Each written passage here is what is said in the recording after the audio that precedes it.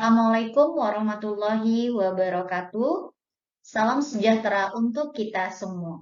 Perkenalkan, nama saya Anggra Trisna Ajani. Saya salah satu peserta latihan dasar CPNS Angkatan 98 tahun 2022 di Kementerian Pendidikan, Kebudayaan, Riset, dan Teknologi.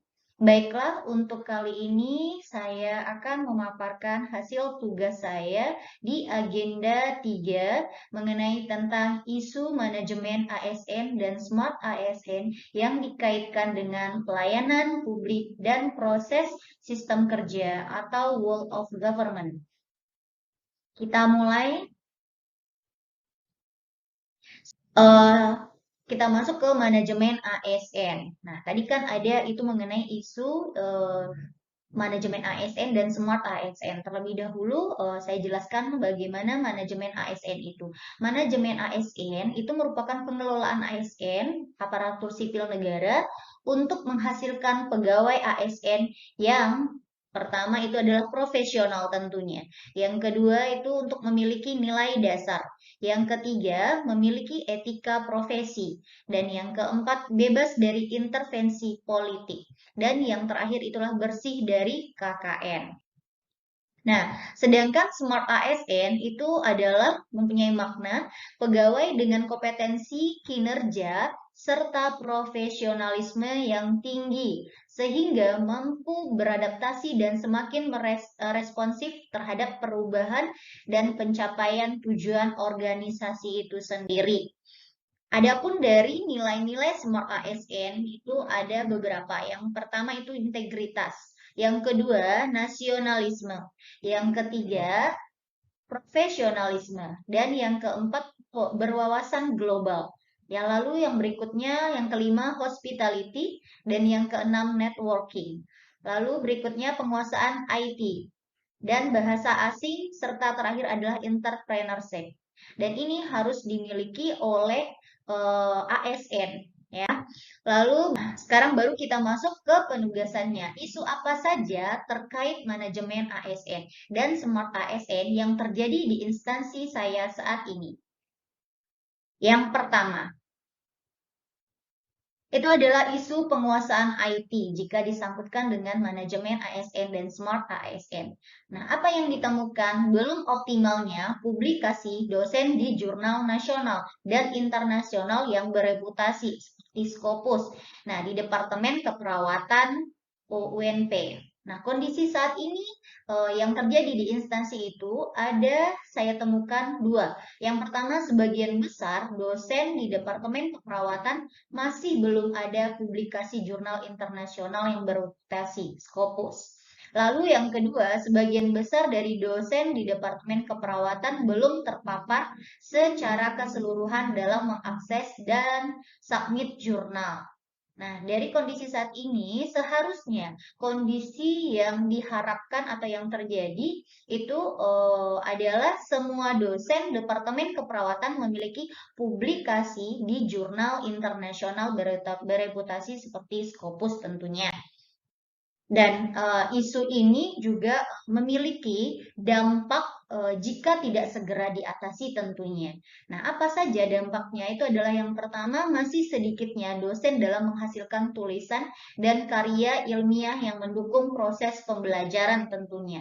Lalu yang kedua, dampaknya itu adalah kurang menghasilkan karya-karya yang up to date tentunya. Sehingga dengan seperti ini, kurang adanya pembaharuan materi dalam proses pokok bahasan dan sub pokok bahasan dari rencana pembelajaran semester. Dan yang ketiga dari dampaknya adalah kualitas dan reputasi instansi akan menurun tentunya berdasarkan dari penilaian akreditasi dari LAMPTKS. Oke, lalu kita masuk ke isu yang kedua tentunya. Nah, belum optimalnya panduan praktikum laboratorium mata kuliah keperawatan medikal bedah di Departemen Keperawatan, Fakultas Psikologi dan Kesehatan Universitas Negeri Padang. Nah, apa kondisi saat ini yang terjadi di instansi saya itu adalah dalam pelaksanaan praktikum keperawatan medikal bedah tentunya menggunakan panduan yang lama atau belum up to date sesuai dengan pedoman profesi keperawatan nasional atau PPNI punya, sehingga dalam pelaksanaan praktikum itu menjadi tidak maksimal. Lalu yang kedua, belum adanya panduan praktikum dalam LMS e-learning, ya e-learning UNP yang digunakan sehingga mahasiswa sulit untuk memahami mekanisme praktikum tersebut. Lalu kondisi yang diharapkan itu sendiri adalah panduan praktikum itu digunakan sebagai acuan baik bagi dosen itu sendiri maupun mahasiswa dalam melakukan praktikum laboratorium mata kuliah keperawatan medikal bedah tentunya. Dan adanya panduan praktikum laboratorium ini yang sesuai sangat diharapkan guna tercapainya proses pembelajaran yang profesional tentunya.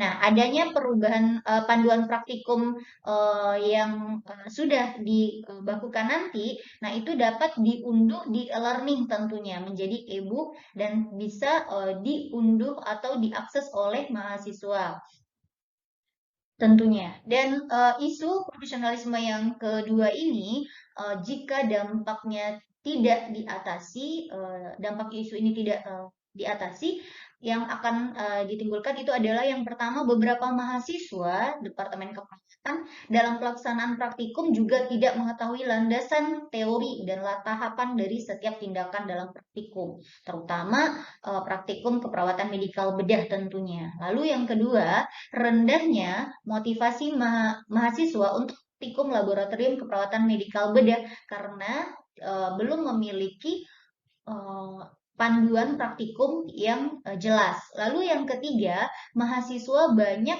yang tidak lulus uji kompetensi praktikum.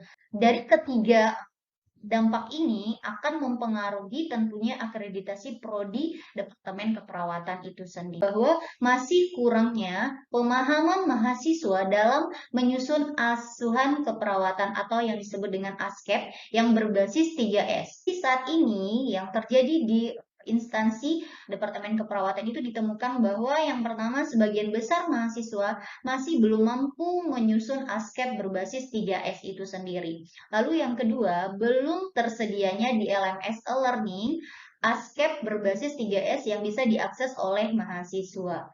Dan kondisi yang diharapkan tentunya itu adalah yang pertama, semua mahasiswa mampu untuk menyusun ASKEP berbasis 3S sehingga mampu menegakkan diagnosa keperawatan dengan tepat dan benar.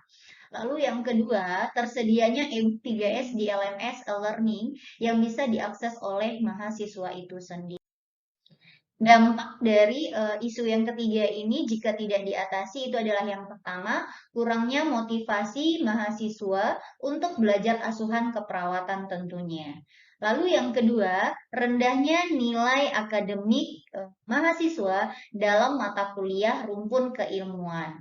Lalu yang ketiga, mahasiswa yang semester akhir akan sangat sulit untuk menyelesaikan studi kasus pasien karena akan berhubungan dengan penyusunan ASKEP itu sendiri kepada pasiennya. Dan berikutnya ini adalah tabel analisis dari metode USG itu sendiri. Untuk isu yang pertama itu adalah belum optimalnya publikasi dosen di jurnal nasional dan internasional bereputasi di Departemen Keperawatan UNP. Nah, didapat hasil dari urgensi, seriousness, dan growth-nya dengan total skor itu adalah 12.